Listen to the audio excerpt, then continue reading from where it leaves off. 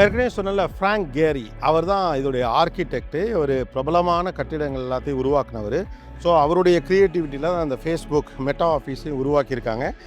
So உருவாக்குனவர் 4-5 முக்கியமான ஃபீச்சர்ஸை பார்த்துருக்காரு.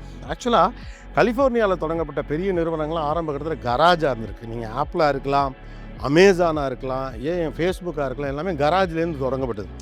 அது சும்மா கிடச்ச ஸ்பேஸில் அவங்க ஆரம்பித்தாங்க. ஒருவேளை அதோடைய நினைவின் தொடர்ச்சியாக என்னன்னு தெரியல.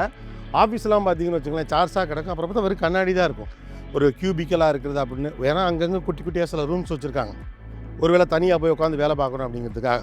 ஸோ அவர் டிசைன் பண்ணல என்ன பண்ணிவிட்டாப்புல, ஃபுல்லாக மேல் பரப்பு எல்லாத்தையும் கார்டனாக மாற்றிட்டாப்புல. இதில் 2 விஷயம் நடக்குது. ஒரு ஈகோ சிஸ்டத்தை பில்ட் பண்ண முடியுது.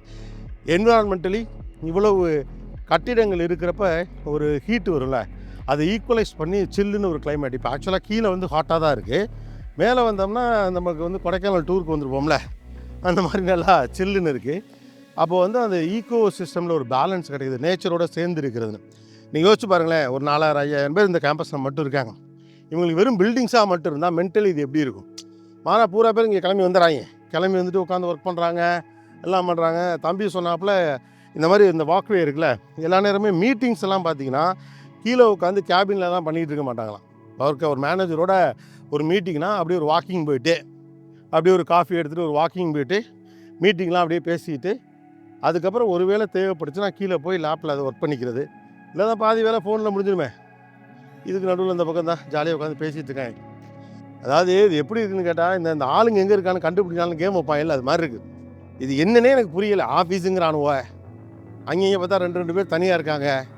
அவங்க எப்படி எல்லாம் அவங்க ஆஃபீஸ்லாம் வேலை பார்க்குறாங்கன்னு எப்படி கண்டுபிடிக்கிறது? அதுக்கான ஏதோ ஒரு டெக்னாலஜிலாம் வச்சுருக்காங்க. கிட்டத்தட்ட வந்து ஒரு 10 லட்சம் ஸ்கொயர் ஃபீட்டு இடம்.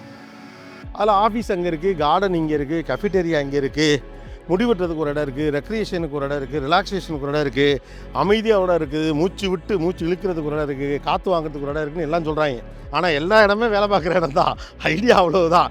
நீ எங்கே வேணாலும் போ, எங்கே வேணாலும் வா, உனக்கு ரிலாக்ஸாக வேலை பார்க்குறதுக்கான ஒரு ஆம்பியன்ஸை நான் கொடுத்துருவேன், ரிசல்ட்டை நீ கொடு அப்படின்னு.